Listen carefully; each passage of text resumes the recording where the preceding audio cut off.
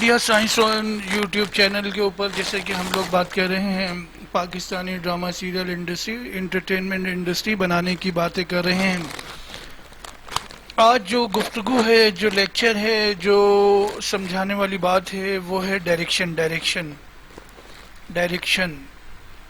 अभी मिसाल के तौर पे जो भी 15 से 20 साल में जो भी ड्रामा सीरियल अक्सरियत में जिन ड्रामा सीरियल्स को बेस्ट डायरेक्टर का अवार्ड मिलता है, अक्सरियत में, वो आप खुद भी देख सकते हैं, अक्सरियत में ज़्यादातर कुछ ड्रामा सीरियल हैं जिनमें डायरेक्शन है, वो तो पता चल रहा होता है।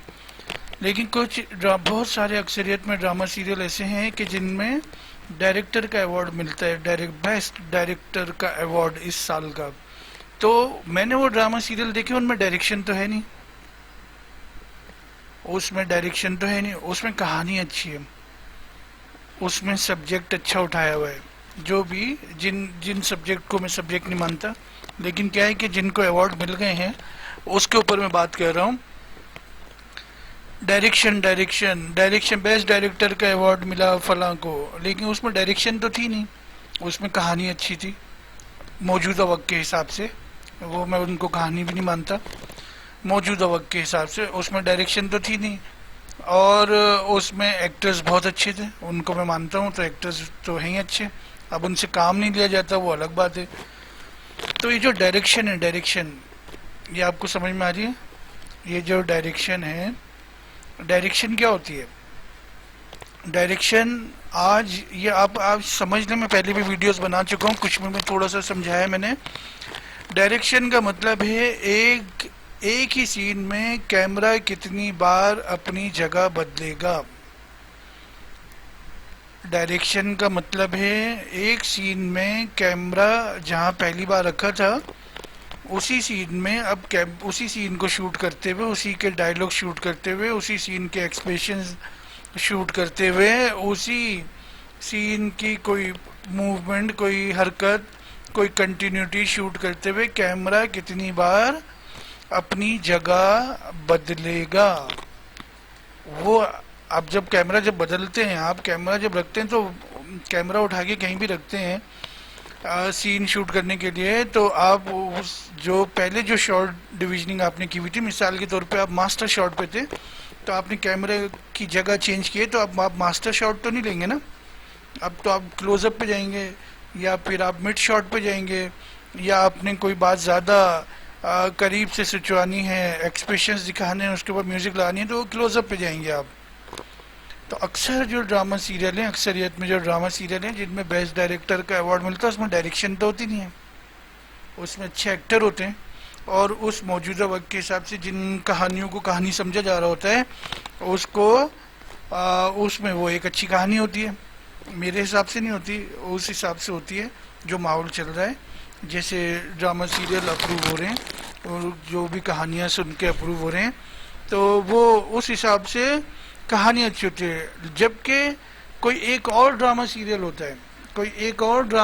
होता है जिसमें कहानी इतनी अच्छी नहीं होती, उसमें एक्टर्स भी बहुत ज़्यादा नामवर नहीं होते, मगर उसमें डायरेक्शन होती है। इस बात को समझें आप। ये जो अवार्ड्स देते हैं ना, अवार्ड्स जो हमारी ज्यूरी है, इनको ये बात समझनी पड़ेगी।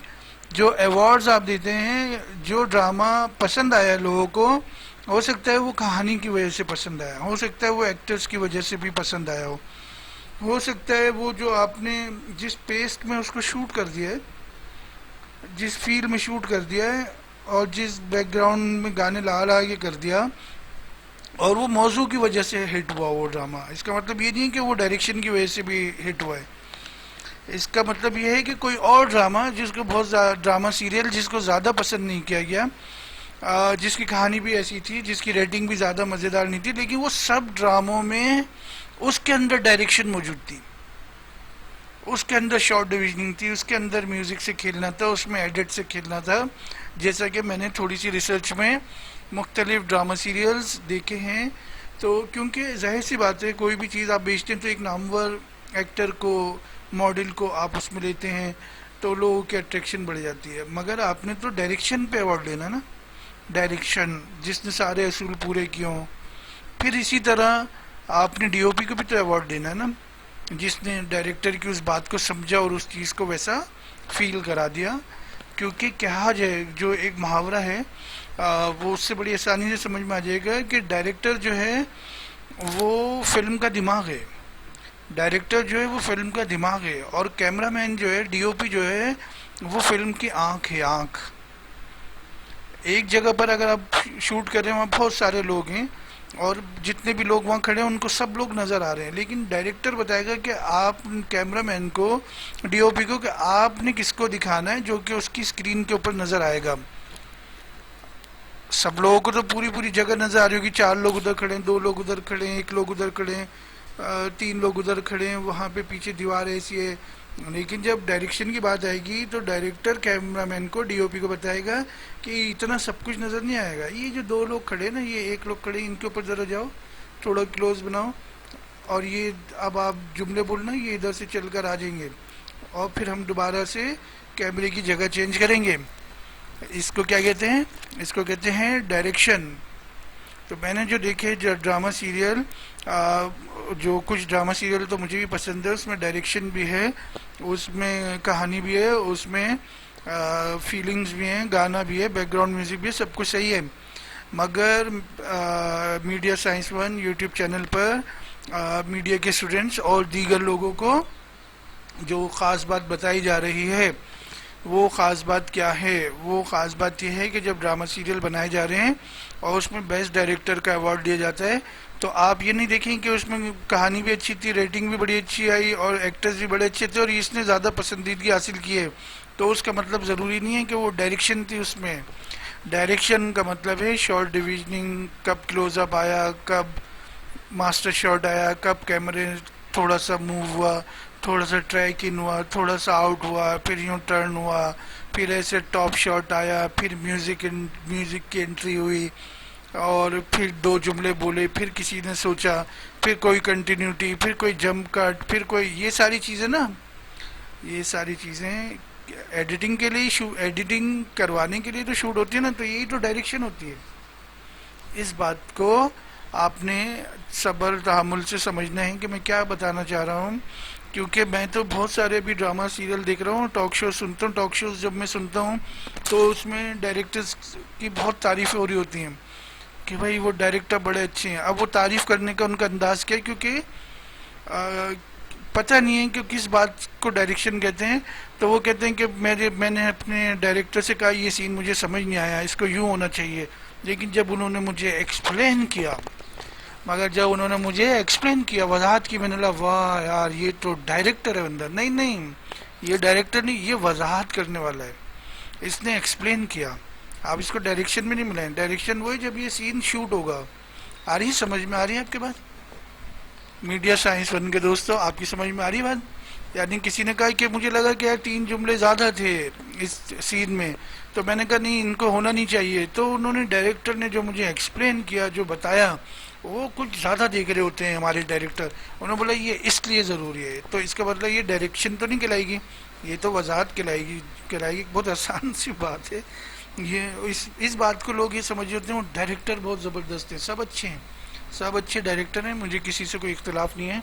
मगर मैं चाहता हूँ शॉर्ट डिविजनिंग, स्टाइल, ये सारी चीज़ें भी ड्रामा सीरियल में इन हो, शामिल हो। तो कहने का मकसद ये है कि जब वो सीन तो एक्सप्लेन तो कर दिया बहुत अच्छा, उन्होंने आपकी बात को रद्द भी कर दिया, उसने सारी चीज़ों को करके अपनी गाड़ी गुफ्तगू से और जो हिडन जो थॉट्स हैं उनको एक्सप्लेन कर दिया, तो वो वजाहत कहलाएगी, वो एक्सप्लेनेशन कहलाएगी। वो क्या कहलाएगी? वो कहेगा कि इन्होंने हमें मुतमईन कर दिया, मगर वो डायरेक्शन नहीं कहलाएगी। डायरेक्शन तो ये कि वो जब सीन शूट होगा, सीन में शॉर्ट डिविजनिंग होगी, सीन में म्यूज़िक इन होगा, और सीन में किस तरह से आप वो उसको कैफियत को एग्जीक्यूट करते हैं, किस तरह से दिखा देते हैं कि लोग वैसा महसूस कर जाते हैं उस बात को। ये मैं आपको ये बात समझाना चाह रहा था कि शॉर्ट डिविजनिंग बहुत ज़रूरी है। असूल नंबर 22 है, शॉर्ट डिविजनिंग बहुत ज़रूरी है। असूल नंबर 22 है, शॉर्ट डिविजनिंग बहुत ज़रूरी है। और ये पैमरा मीडिया के दीगर इदारे और टीवी चैनल्स के मालिकान, इनकी क्रिएटिव टीम, ये सब मिलकर इन असूलों को राइज कराए। ये असूल नंबर 22, कवायद नंबर 22, कानून नंबर 22 है कि जो सीन शूट हो रहा है उसमें कितनी कैमरा एंगल्स और कितनी शॉर्ट डिविजनिंग की ज़रूरत है। शॉर्ट डिविजनिंग क्यों नहीं हो पा रही? एक सीन जो है वो बिल्कुल ही घरेलू शादी ब्याह और सालगिरह के सीन लग के क्यों महसूस हो रहा है? क्योंकि डायरेक्टर के पास, एक्टर्स के पास टाइम नहीं है।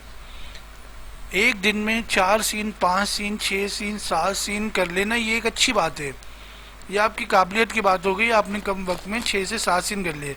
लेकिन जैसा कि मार्केट में रिसर्च से पता चला है कि डायरेक्टर वही ज़बरदस्त समझा जा रहा है, उसी को हाथों हाथ लिया जा रहा है जो कह रहा है एक दिन में 15 सीन निकालता हूँ मैं, एक दिन में 15 सीन निकालता हूँ। तो फिर ऐसे कैसे ड्रामा सीरियल इंडस्ट्री बनेगी, इंटरटेनमेंट इंडस्ट्री बनेगी, जब ये बातें होंगी कि यार उस डायरेक्टर को ले लेते हैं वो एक दिन में 15 सीन निकाल देता है। तो भाई वो 15 सीन क्यों निकालेगा? वो इसलिए निकालेगा कि उसमें शॉर्ट डिविजनिंग नहीं होगी, उसमें ज़्यादा थोड़ी लाइटों की जगह, लाइट्स की जो होती हैं उनकी जगह शिफ्ट करने का टाइम नहीं होगा, उसमें कैमरे की एक जगह से दूसरी जगह शिफ्टिंग नहीं हो पाएगी, क्योंकि उसमें टाइम लगेगा ना, आधा आधा घंटा लगेगा, 15-15, 20-20 मिनट भी लगेंगे। ऐसा होता है ना, ऐसे ही होता है, ऐसे ही होता है। और कैसे होता है कि अगर आप एक सीन शूट कर रहे हैं और उसमें आपने 3 डायलॉग्स लिए, आप कैमरा चेंज कराएंगे तो आधा घंटा लगेगा ना, इंतज़ार करना पड़ेगा।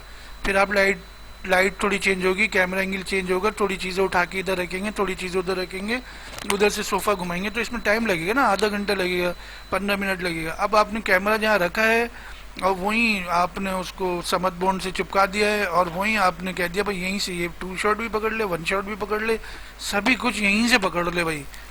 तो उसमें तो वो एक दिन में 17-17, 18-18 सीन निकालेंगे, साल में 3-3 सीरियल बनाएंगे। तो ऐसे ड्रामा सीरियल इंडस्ट्री कैसे बनेगी, जबकि एक राइटर, डायरेक्टर और प्रोड्यूसर के लिए साल का एक सीरियल, साल का 1.5 साल का सिर्फ एक सीरियल, ये बहुत होता है, बहुत।